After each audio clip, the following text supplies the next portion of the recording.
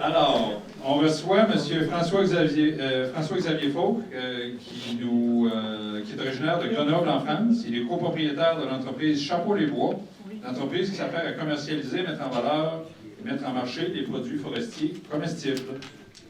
Il est d'ailleurs président de l'Association pour la commercialisation des produits forestiers non ligneux. C'est un passionné qui contribue à amener les consommateurs québécois vers des découvertes et des saveurs bien de chez nous, champignons frais, séchés, marinés, fruits noirs et autres.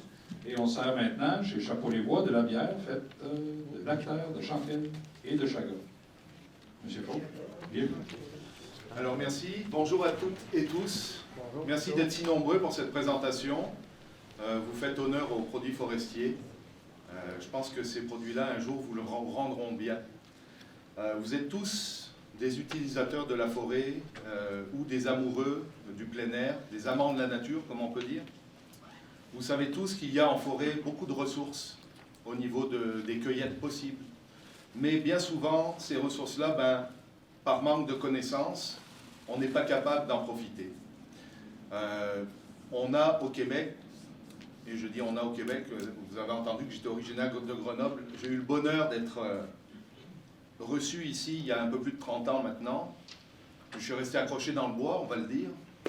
Donc c'est quelque chose pour moi qui a été comme une révélation quand j'ai vu les couverts forestiers, le peuplement ici au Québec. La province du Québec, c'est de la forêt principalement. Et quand on parle du terroir, et on entend toujours ce terme-là au niveau des produits alimentaires que tout le monde recherche, le terroir, le territoire, tous les produits qui sortent des cueillettes forestières, c'est les produits du terroir gastronomique du Québec. C'est l'identité gastronomique du Québec.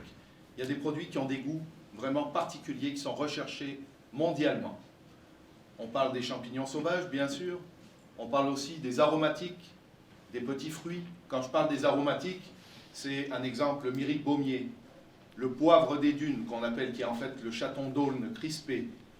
Tous ces petits produits-là qui ont des particularités aromatiques vraiment très intéressantes et qui agrémentent depuis maintenant un petit moment les assiettes des grands chefs ici au Québec.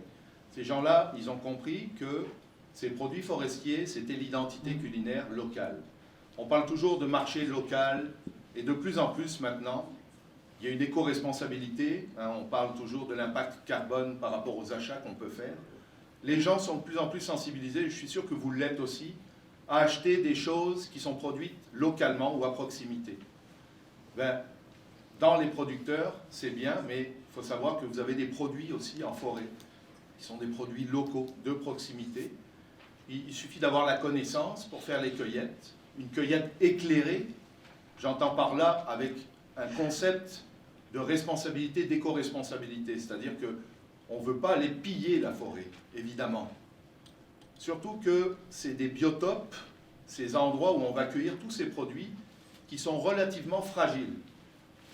On peut penser que piétiner un endroit de manière répétitive, un endroit où on s'en va cueillir des champignons d'année en année, ça peut altérer la qualité des cueillettes pour les années qui s'en viennent.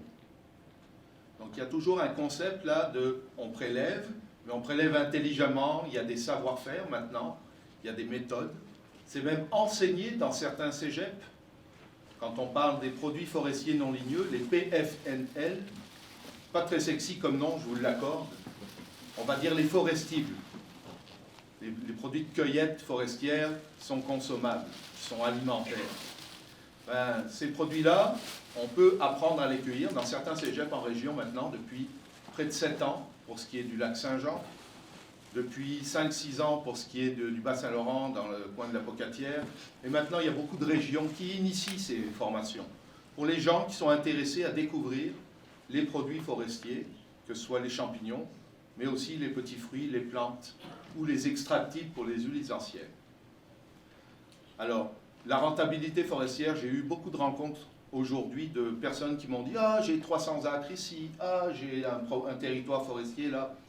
Ces gens-là sont intéressés maintenant à connaître la valeur en PFNL de leur boisé. Quand je parle de valeur, c'est vraiment une valeur financière. C'est-à-dire que la coupe forestière, depuis des années, on le voit, ça se pète un peu la figure. il y a de moins en moins de demandes de papier, c'est l'avènement de l'ère électronique. Alors les moulins à papier, ça ferme, les papeteries, ça ferme. Puis la coupe forestière, ça chute beaucoup. Le bois d'œuvre, on connaît les problèmes qu'on a, surtout par rapport aux États-Unis, puis de ce qu'ils nous imposent.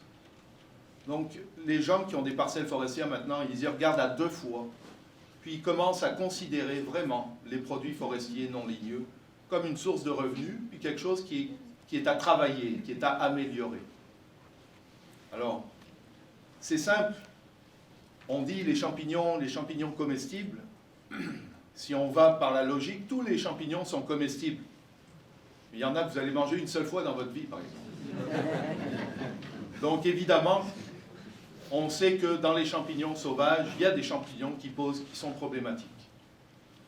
Quand les gens veulent commencer à apprendre à cueillir des champignons sauvages, idéalement, les premières espèces qu'on va apprendre, puis qu'on va apprendre très bien, c'est-à-dire qu'on va être sûr d'identifier à 200%, c'est les espèces problématiques, c'est les espèces toxiques. Alors, pour vous faire un résumé, en forêt ici au Québec, on a à peu près 3600 espèces de champignons différents. Là-dessus, on va dire qu'on a des bons comestibles, à peu près une 50aine d'espèces. Puis des toxiques problématiques, on va dire qu'il y en a peut-être une petite dizaine. Des mortels, on va dire qu'il y a à peu près 3 espèces de champignons qui peuvent être mortels potentiellement ici au Québec. Alors 3 champignons à apprendre, finalement, déjà pour se dépêtrer puis se sortir un peu l'épine du pied. Je m'excuse, je vais devoir vous interrompre pour vous rajouter un morceau que vous avez perdu. Le micro. C'est pas le micro, c'est le micro. Merci. Donc, bien apprendre les espèces problématiques. Comme je vous l'ai dit, il y a 3 espèces là principalement qu'il faut connaître et qu'il faut bien savoir identifier. Il y en a une qui s'appelle l'ange de la mort. On ne peut pas l'appeler mieux que ça. C'est l'amanite vireuse. Alors, je vais vous mettre ce champignon.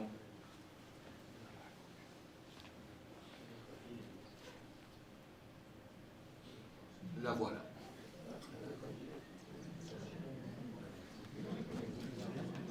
L'amanite vireuse. Alors, c'est un champignon qui est facile à identifier. C'est un champignon blanc, mais blanc immaculé, blanc neige.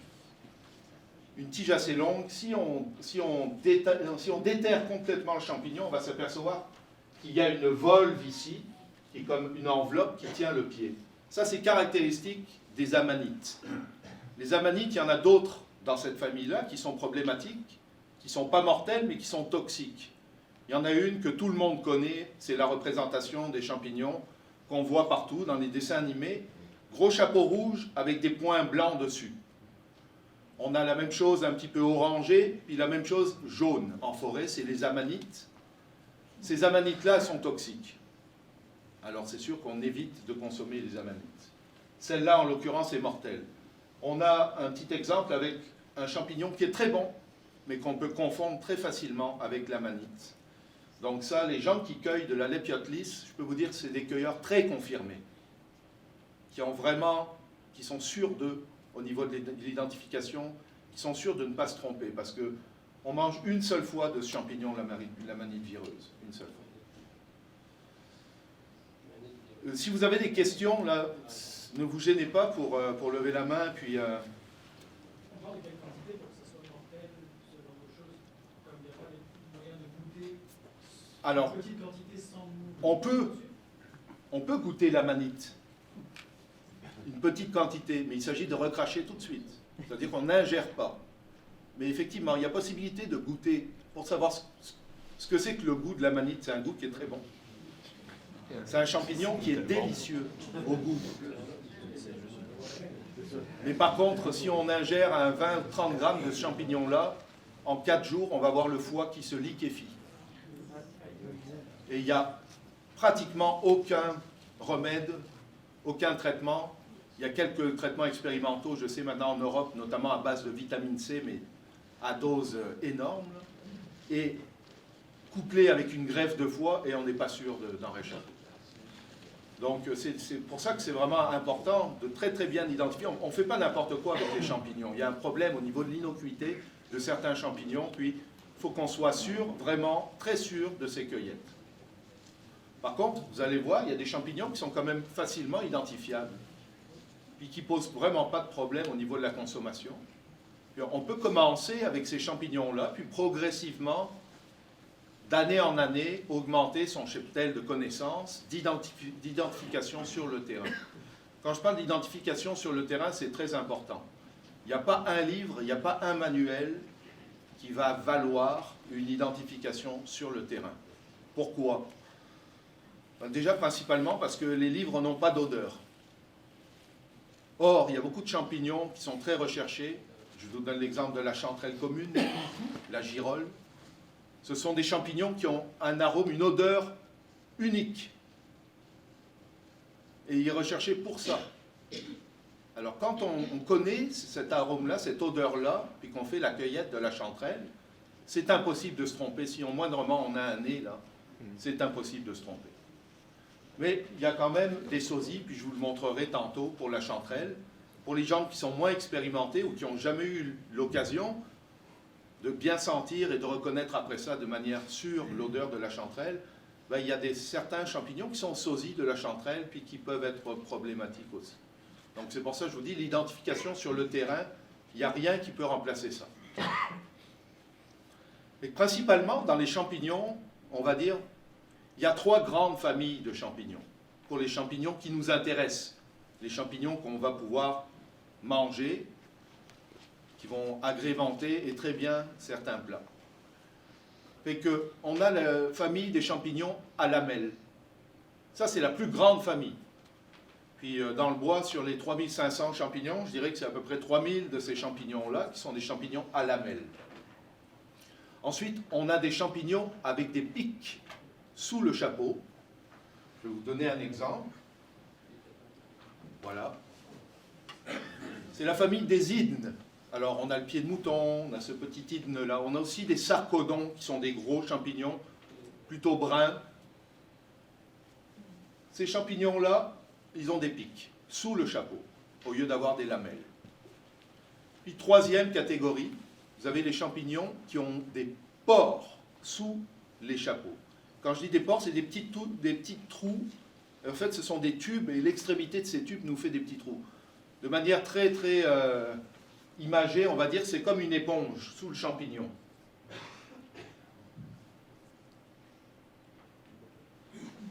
Voilà. On peut le voir ici. Alors, ça, c'est la famille des bolets. Oups, pardon. Et dans la famille des bolets, il y a beaucoup, beaucoup de variétés. Pour les cueilleurs, ça, c'est un bel ami, le bolet. Il n'y a pas de bolets toxiques au Québec. Il y a des bolets indigestes. Très peu, je vous le montrerai tantôt. Il y en a un principalement. Mais sinon, dans l'ensemble, c'est des champignons, on ne peut pas vraiment se tromper, on ne peut pas vraiment s'intoxiquer avec ça. Alors, ce qui est important dans le bolet, celui-là, c'est le cèpe, notre beau cèpe d'Amérique. Ces champignons-là, ben, on les a souvent à partir du mois d'août jusqu'à la fin septembre, début octobre. Des fois, une petite sortie au début de l'été pour le cèpe d'Amérique. Alors, ces champignons, donc, l'identification est assez facile, comme je vous l'ai dit. En dessous, c'est un peu comme si on avait une éponge, c'est des petits trous. Et vous le voyez très bien, les tubes, ici, sur la photo, comment c'est arrangé. Et que ces champignons-là sont très bons. Ils sont très bons dans le frais. Ils sont très bons séchés aussi. Ça, je le dis parce que souvent, on arrive et puis il y a beaucoup, beaucoup de champignons sur le terrain. On ne peut pas tout manger dans le frais, évidemment. Alors déjà, je vous dis, idéalement, on va pas ramasser toute la talle. Parce que les champignons, ben, ils sont comme nous, ils ont besoin de se reproduire à un moment donné. Puis la reproduction des champignons, ben, ça passe par les spores qui sont dans les chapeaux, justement, dans ces petits trous-là, ou dans les lamelles des champignons. Puis c'est une poudre très fine, et qui s'envole à un moment donné pour que le champignon aille s'installer quelque part ailleurs en forêt. Quand on parle de champignons, d'après vous, est-ce qu'on ce qu'on voit, c'est un champignon? C'est une partie. Ça, c'est bien répandu. C'est une fructification. Exactement. C'est-à-dire que les champignons qu'on voit apparents, ce sont des fructifications de champignons. C'est les fruits du champignon. Le champignon en tant que tel, c'est un réseau de fils, de filaments très fins, qu'on retrouve dans le sous-sol, pas très profondément, puis on appelle ça le mycélium. Ça, c'est le champignon.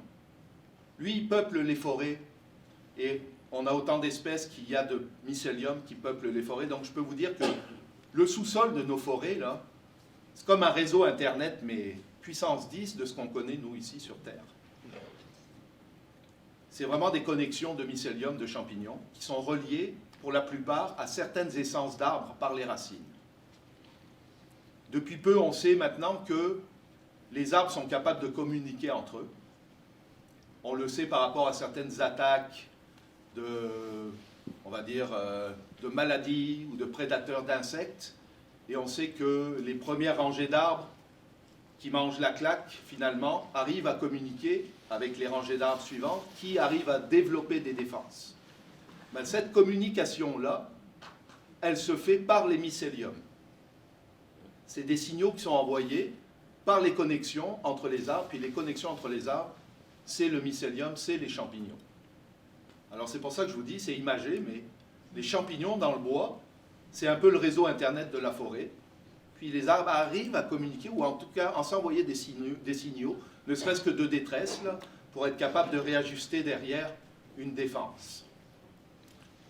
Tout est imbriqué dans le bois. Quand on parle de biotope, c'est très complet. C'est même plus que ça, c'est complexe.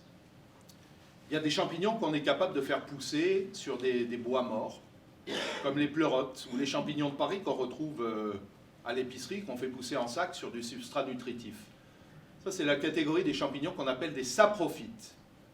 Ils portent bien leur nom, eux, ils profitent, ils mangent les bois morts. Et puis les autres champignons dont je vous parlais, qui sont connectés à des essences d'arbres, c'est des champignons symbiotiques. Bien souvent, ces champignons-là, les symbiotiques, sont les plus recherchés parce que ce sont les plus aromatiques. Ils ont tous un goût très spécifique. Les champignons qui poussent sur des lignes morts, ils ont un petit peu un point commun au niveau du goût. On va parler de champignons forestiers. Ah oui, ça goûte le champignon forestier. Mais les champignons symbiotiques, ils ont chacun leur arôme particulier, puis des choses extraordinaires. Alors, les trois grandes familles, finalement, pour commencer les cueillettes, ben, les bolets, c'est une très belle famille pour commencer, et pour ne pas s'intoxiquer. On a un bolet, un seul, finalement, qui n'est pas très bon à la consommation, c'est le bolet amer. C'est un bolet qui a les pores, les petits pores qui ressemblent à une éponge, finalement, vont être de couleur rosée. Alors ça, c'est très facile pour l'identifier si on n'est pas sûr de ce bolet-là. On le goûte, on prend un petit morceau, on met ça dans la bouche. On va s'apercevoir que s'il y a une amertume, ben, il ne faut pas le prendre, il ne faut surtout pas le mélanger avec les champignons qu'on a cueillis. C'est ce qu'on appelle les contaminations croisées. Puis ça peut faire que les champignons que vous avez cueillis, avec lesquels vous avez mélangé votre champignon qui n'est pas bon, ces champignons-là, ben, ils seront plus bons. Alors ça aussi, c'est important. Quand on fait une cueillette, on ne mélange pas tous ces champignons dans des sacs. Si on n'est pas sûr, on peut cueillir, puis mettre dans des sacs, puis on ramène pour faire une identification. Si on connaît des gens qui font de la cueillette régulièrement, on peut aller leur demander conseil. Sur Internet, on a tous quelqu'un qu'on connaît qui va faire un peu de cueillette. C'est facile de lui envoyer une photo quand on est dans le bois. Maintenant, tout le monde est capable de faire ça. Sur le moment, on prend une petite photo, le champignon sur le dessous du champignon, si possible une coupe transversale, on envoie ça à une personne ressource pour être capable de faire une identification. Tant qu'on n'est pas sûr, on ne cueille pas, on ne consomme pas, c'est clair. Est-ce qu'il y a des questions par rapport à ces espèces-là qui seraient plus faciles que d'autres? Considéré comme toxique ou mortel, celle-là? La amère? Non, c'est uniquement amer. Il y a indigeste, on va dire, indigeste, mais on n'a pas de danger à le consommer. Ce qui est dangereux de consommer, c'est l'amanite dont je vous parlais tantôt. Et puis on a le sosie de la chanterelle. Ça, c'est un des champignons qui est le plus recherché ici au Québec. Tous les chefs veulent ça l'été. Oui? Avec la lépiote lisse, c'est quoi la différence évidente avec l'amanite véreuse? pas de volve au niveau du pied chez la lépiote. Juste ça qui peut nous donner le son. Oui, puis après ça, quand on a l'œil sur le pied de l'amanite, il y a des aspérités qu'il n'y a pas dans le pied de la lépiote lisse. Le pied de la lépiote lisse est lisse. OK. Il faut faire attention parce qu'il y a aussi un voile Oui. qui est le même que celui de l'amanite. Donc, tant qu'on n'a pas déterré le champignon pour voir s'il y a une volve ou pas, et il faut faire attention, parce qu'il y a des gens qui vont déterrer en tirant, puis la volve elle va rester. Alors, quand on prélève un champignon, puis qu'on veut s'assurer, vraiment, on le déterre, c'est-à-dire on va creuser autour pour avoir l'intégralité du champignon, être capable de vraiment faire une identification à ce niveau-là. Si on arrache le pied, c'est même plus la peine. On ne veut même plus savoir si c'est une lépiote lisse ou une amanite. Dans la cueillette générale, est-ce que vous préconisez de l'arracher ou de le couper au ras du sol? Alors ça, il y a eu des études qui ont été faites maintenant parce que longtemps, ça a été une grosse interrogation. Est-ce qu'il faut couper ou arracher les champignons? Ouais. Le résultat est le même. C'est-à-dire que ça n'hypothèque pas la repousse du champignon l'année suivante. Que vous l'arrachiez ou que vous le coupiez au couteau. Elle n'est pas parasitée plus facilement. Alors ce qu'il faut faire attention, c'est quand on l'arrache, c'est sûr que si on arrache puis qu'on retire une partie et que le mycélium est à l'air libre dessous, là on a un problème. Ok. Alors on reprend, on rebouche. Ça. On peut arracher, mais avec le doigt tout de suite derrière, tac, on retape dedans. Ok. On l'arrache, on retape.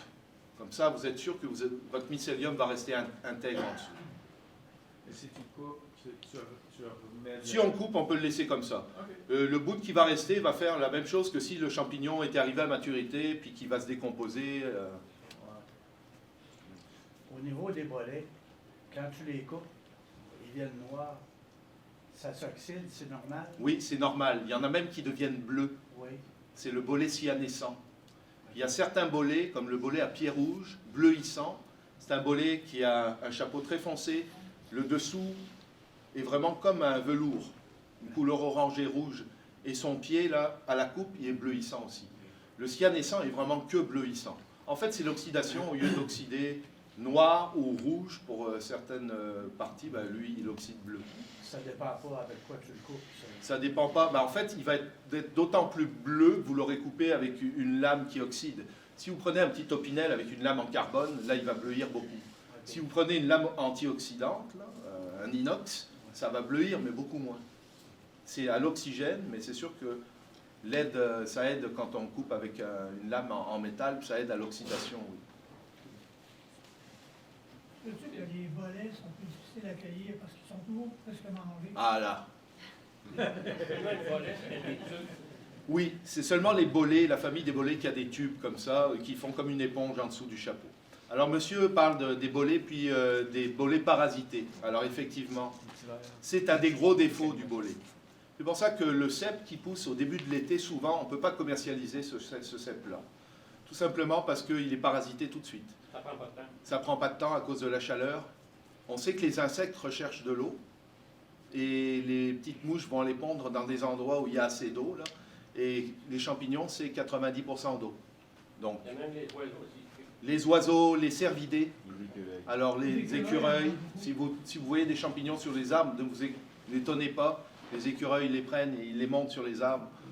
Mais les caribous, les orignaux, les chevreuils, on a la preuve maintenant que c'est une grande partie de leur alimentation. C'est-à-dire que jusqu'à il y a peu de temps, on se demandait, on avait vu déjà, on avait eu quelques photos, mais là, il y a eu des colliers qui ont été posés sur notamment des caribous avec une caméra. Et on a pu vraiment regarder de très près quelle était l'alimentation de ces cervidés-là. On a même eu une femelle qui a vélé. Et on a vu toute l'opération du vélage, de la naissance de son veau.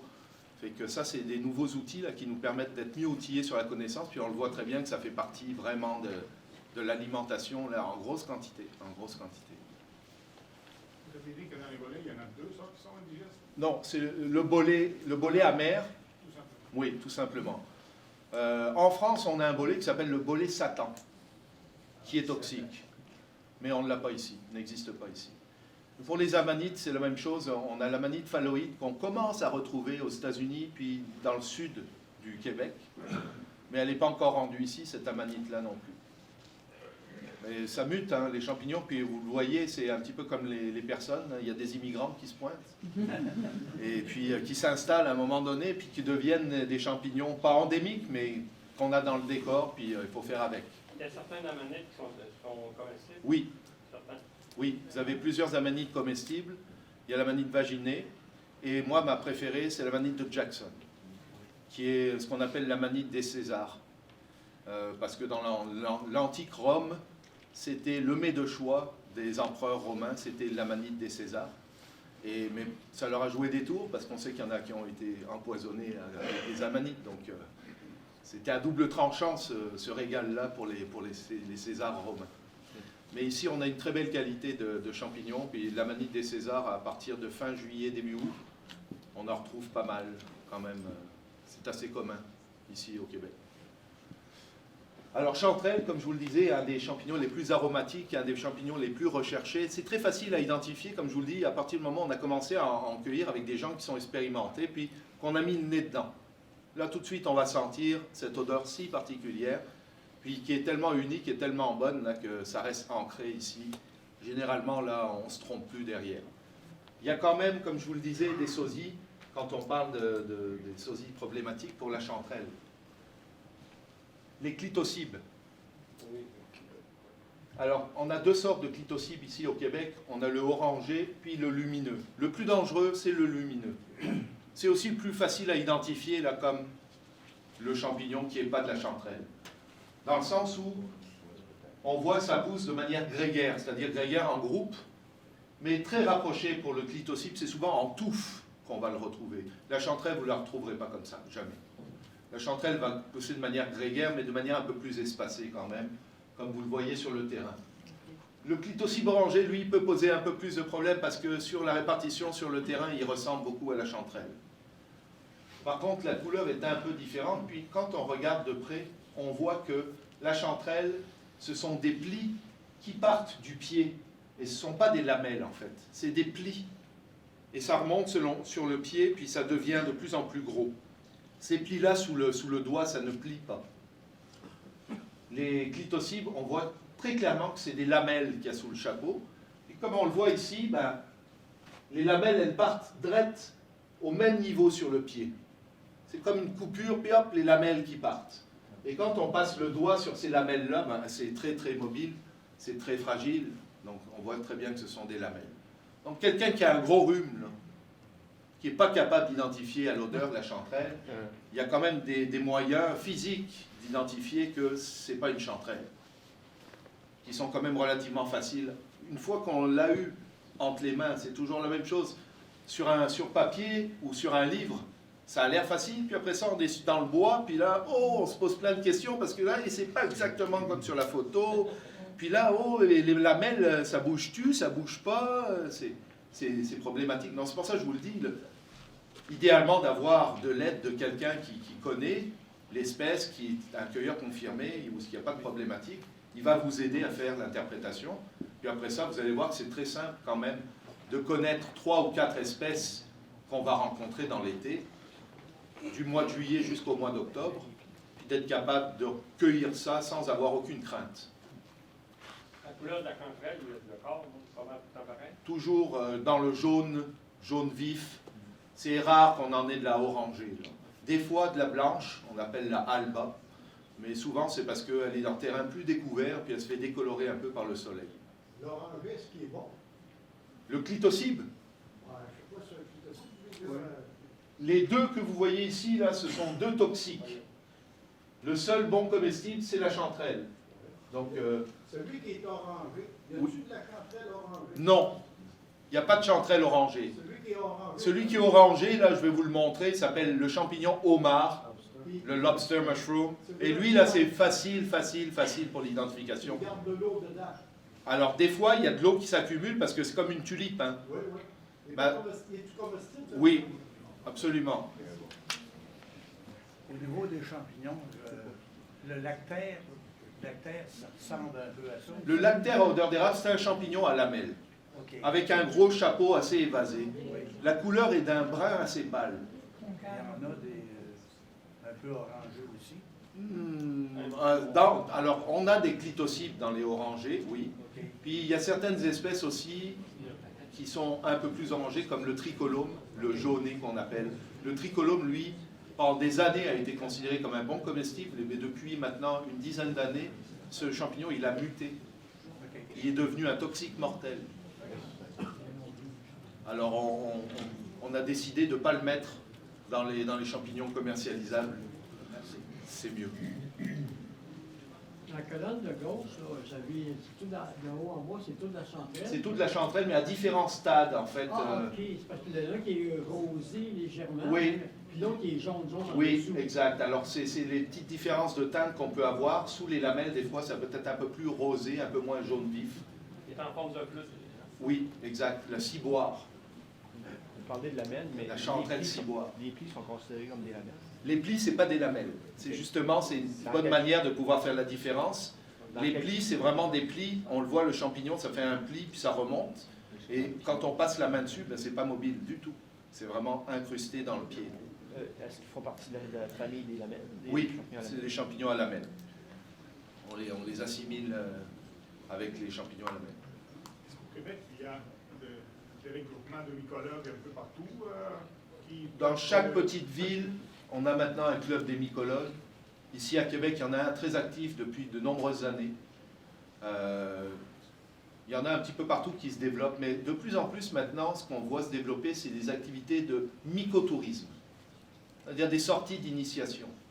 Parce qu'en fait, les gens, souvent, qui s'inscrivent dans les clubs de mycologues, ils s'y inscrivent pour être capables de connaître des champignons comestibles. Or, les responsables des clubs de mycologie, souvent, ils font exprès de ne pas parler de comestibilité parce que eux, ce qu'ils veulent, c'est connaître tous les champignons et s'intéresser à tous les champignons et pas principalement à telle ou telle espèce parce soit sous prétexte que c'est un bon comestible.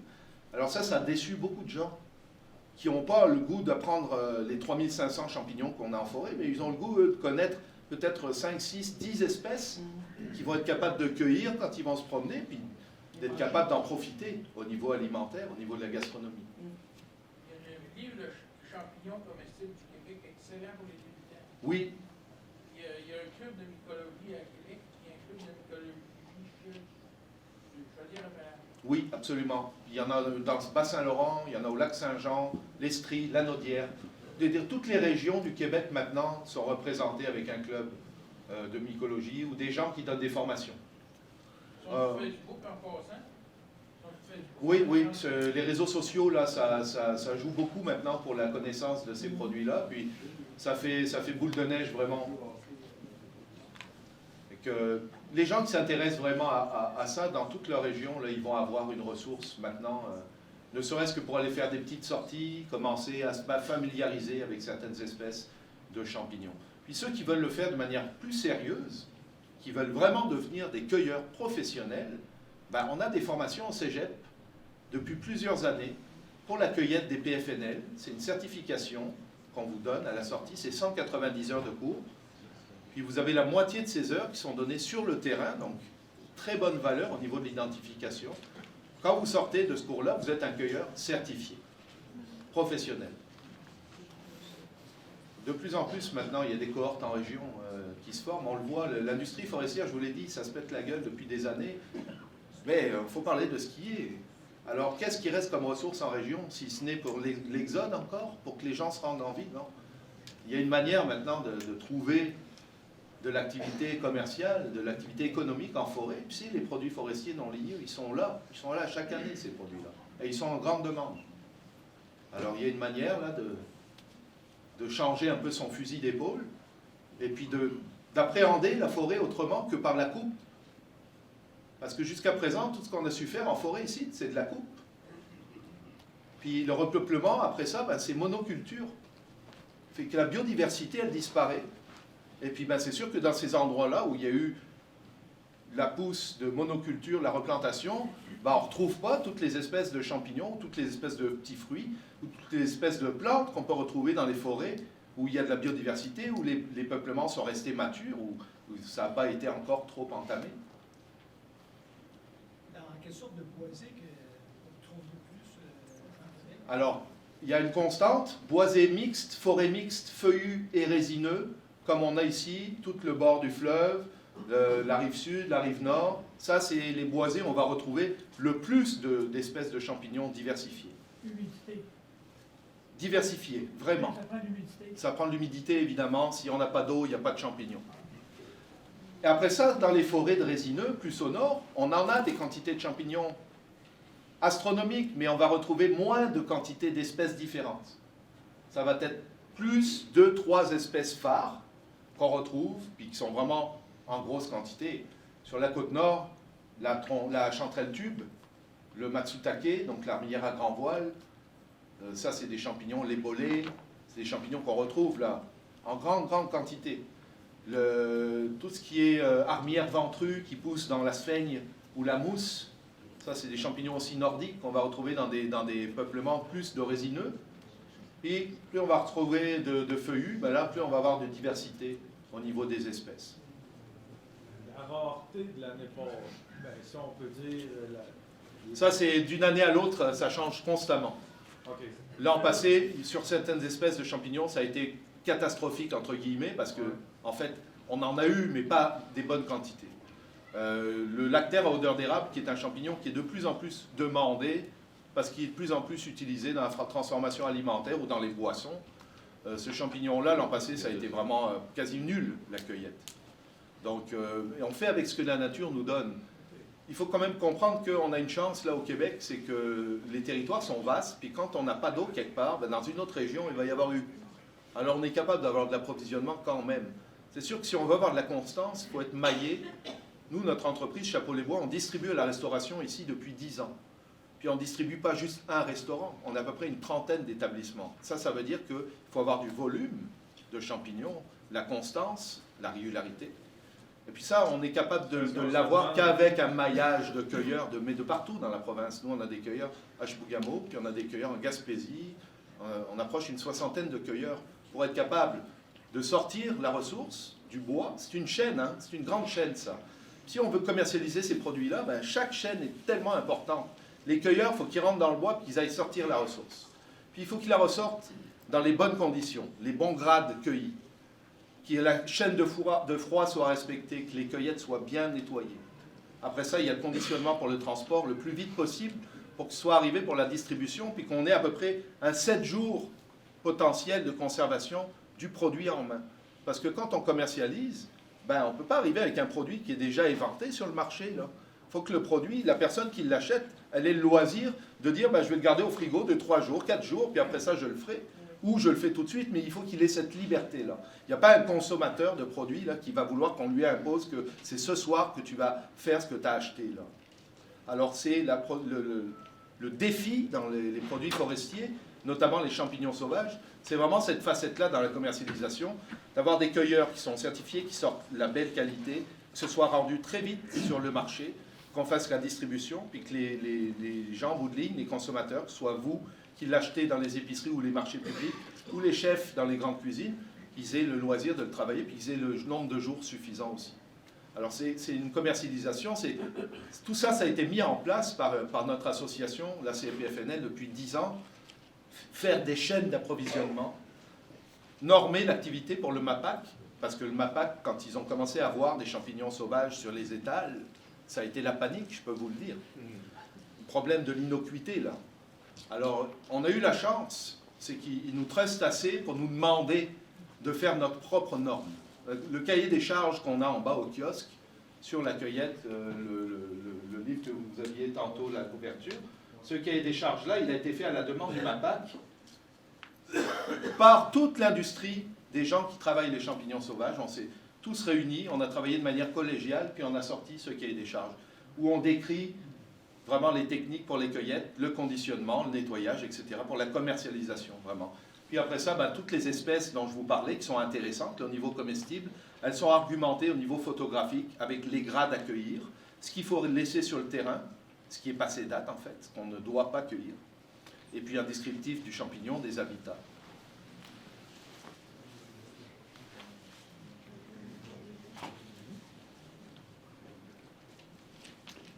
Celui-là, on en parlait tantôt, là, c'est la petite chanterelle tube. Ben, dans les endroits, les forêts où il y a plus de résineux, Côte-Nord, Lac-Saint-Jean, etc., dans les pessières à bouleau, entre guillemets, donc des endroits bien humides, on va retrouver ce petit champignon-là qui est un cousin de la chanterelle.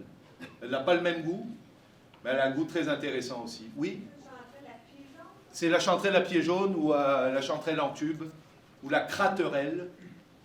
Vous allez apprendre au fur et à mesure que vous allez, si vous vous intéressez aux champignons, vous allez voir qu'il y a des champignons des fois qui ont 4-5 noms différents. Le même champignon? Le même champignon. Ils ont l'air petits comme champignons. Oui, ça c'est à peu près 2-3 pouces. Et surtout ce qu'on veut avoir, nous, comme grade à la cueillette, c'est ces grades-là. Donc le chapeau est encore assez refermé. La plupart des champignons là qu'on va cueillir, on veut toujours avoir un grade où le chapeau n'est pas complètement ouvert, où il n'est pas arrivé à maturité. Un petit truc pour les cueilleurs, ceux qui ont déjà des petites talles, qui s'en vont faire leur chanterelle, c'est quand vous allez cueillir vos champignons, puis vous vous dites, est-ce qu'il faut que j'attende que mon champignon il grossisse, qu'il prenne du poids, je vais en avoir plus dans ma besace, etc. Ben, en fait, quand vous pensez comme ça, ben, vous vous tirez un peu dans le pied. C'est-à-dire, je vous explique le principe. Le principe, on a parlé de fructification tantôt, hein. Donc le mycélium, le champignon, lui, ben, c'est le temps pour lui de se reproduire. Alors il fructifie. Là, les champignons sortent. Puis quand les champignons sortent, ben, ils ont une durée de vie, une existence. Et à un moment donné, ils arrivent à maturité pour la sporer. C'est là qu'ils vont relâcher cette petite poudre qui va faire que le champignon va pouvoir se disséminer ailleurs, que le mycélium va pouvoir se réinstaller. Quand le champignon arrive à ce stade-là de maturité, le mycélium, son signal de fructification, lui dit « ma job est faite ». Ça veut dire que si vous laissez une talle pousser au maximum de ce qu'elle peut pousser, puis que vous allez la récolter, revenez pas la semaine d'après. Il n'y aura pas de champignons. Or, ce qui est intéressant dans une talle, ben, c'est qu'on en prélève, et que la semaine suivante, on revient, puis hop, ça a repoussé, on recueille, puis la semaine suivante encore, des fois jusqu'à 4-5 semaines comme ça dans une saison. La chanterelle, c'est un exemple. Ben là, on a cueilli, puis lui, le mycélium, il n'a jamais eu le signal que c'était fini, lui, sa job était faite, donc la fructification, elle se fait. Alors, c'est intéressant à savoir comme petit truc, ça, cueillez les talles, même quand c'est des petits champignons. Puis vous allez être sûr que la semaine suivante, quand vous allez repasser, ben, il va y avoir encore de l'activité dans cette talle-là. Il faut l'en laisser. Alors, idéalement, on laisse toujours une partie de la talle, mais ça se fait de soi. Parce que quand on regarde ce qu'on est capable de prélever en termes de grade, on voit que quand le champignon est assez avancé, ce n'est pas la peine de le cueillir. Vous ne pourrez pas le commercialiser, vous n'en aurez pas un bon prix, le client en bout de ligne ne sera pas content du produit qu'il a dans son assiette. Et ce champignon-là, ben lui, il va faire sa job sur le terrain. Alors, on a toujours une partie dans une cueillette qu'on va laisser sur le terrain à cause de ça. Et que la sélection, elle se fait toute seule. On n'a même pas besoin de se dire, ah, à moins d'arriver vraiment sur une table où il n'y a que des boutons, ben là, moi, je vous dis, cueillez-les, les boutons. Et revenez la semaine suivante, vous allez en avoir autant encore.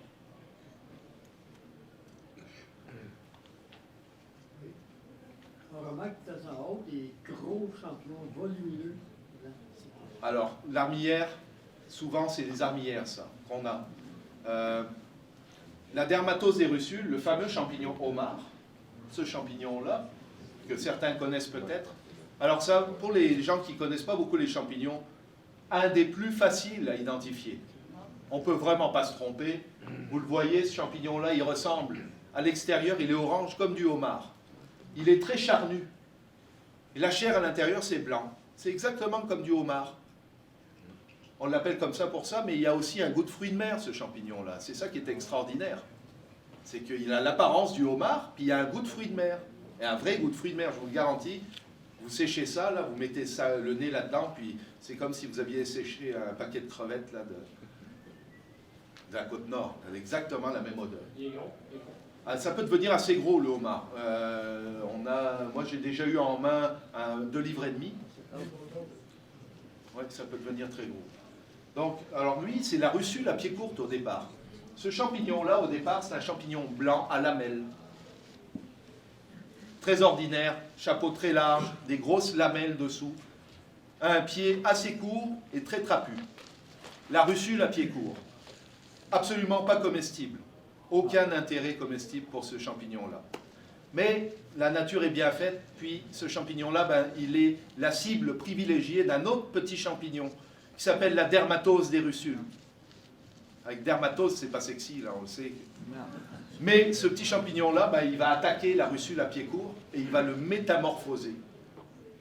Et l'année où il va repousser, une fois qu'il a été attaqué, il va repousser en dermatose des russules, donc c'est le champignon homard, qui n'a plus du tout la marque génétique de la russule à pied court. C'est un autre champignon à part entière. Il est complètement transformé.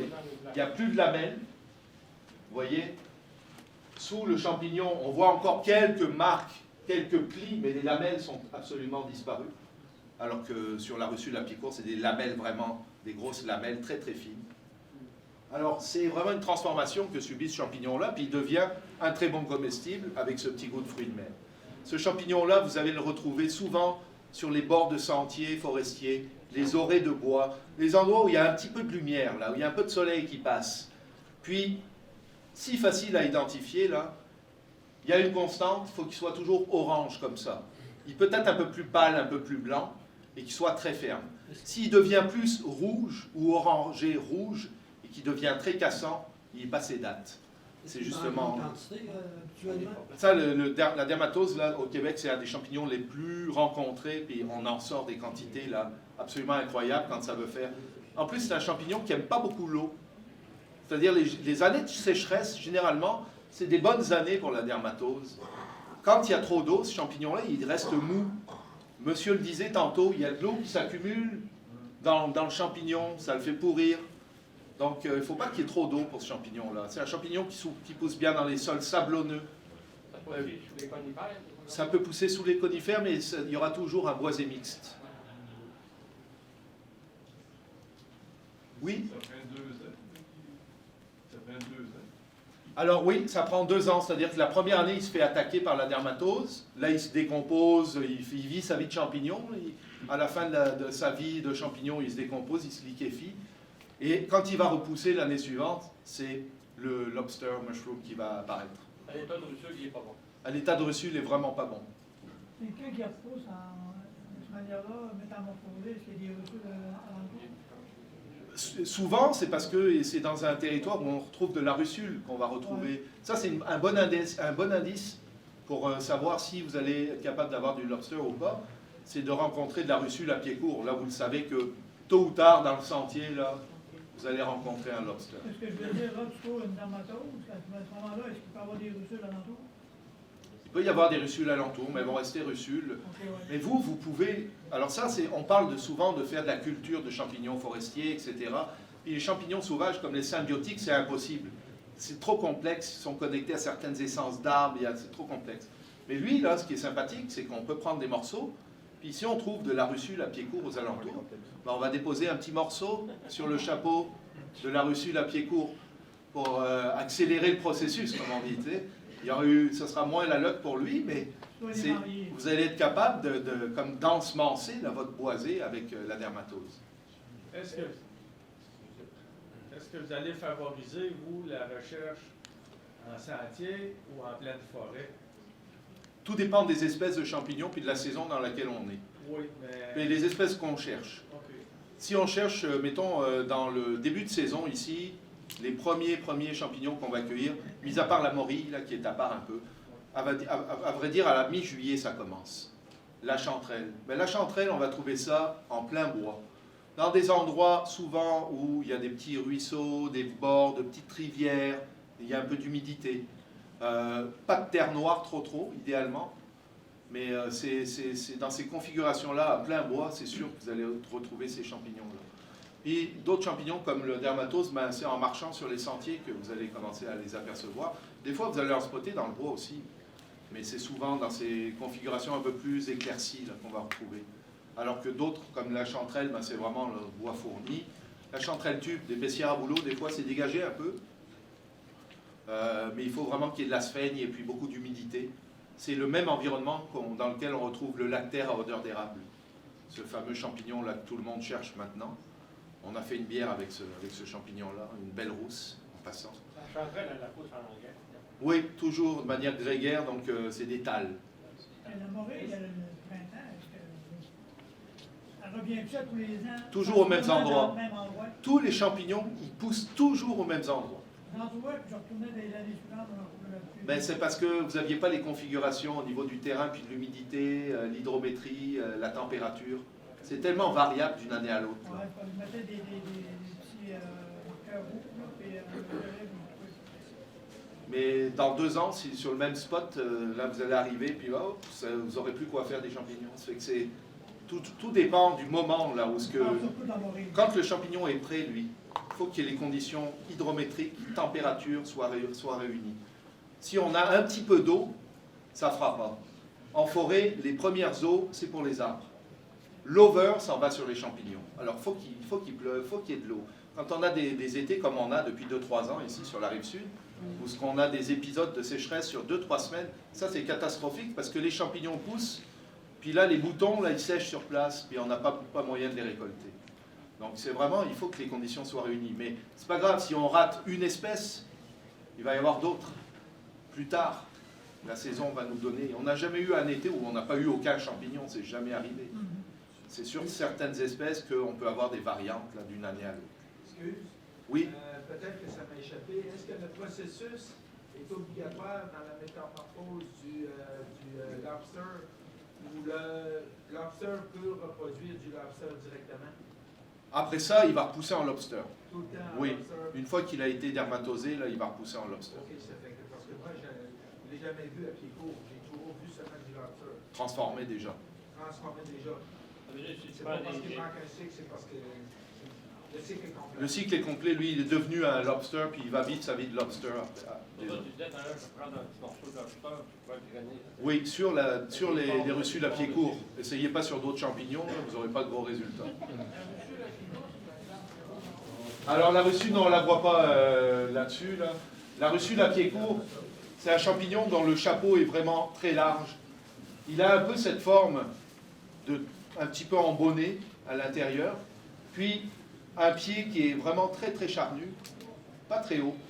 Donc ça nous donne un gros champignon très large, court sur pattes. On va dire. Excusez-moi. La manite vireuse en bouton, elle peut être très problématique, parce qu'elle peut ressembler à plusieurs espèces en bouton. Là. Pour ça, les boutons, là, il faut vraiment être sûr là, de ce qu'on cueille. Excusez-moi, c'est vraiment une situation exceptionnelle. J'ai rarement vu une discussion aussi tripante là, pour des trappeurs qui jasent avec un kingpin de la mycologie. Là. On va devoir préparer l'entrée de nos prochains conférenciers. Je vais vous laisser conclure. Ben, en fait, je vais y aller peut-être avec une dernière question. Champignon magique. Champignon magique, seulement magique que dans l'esprit, ça.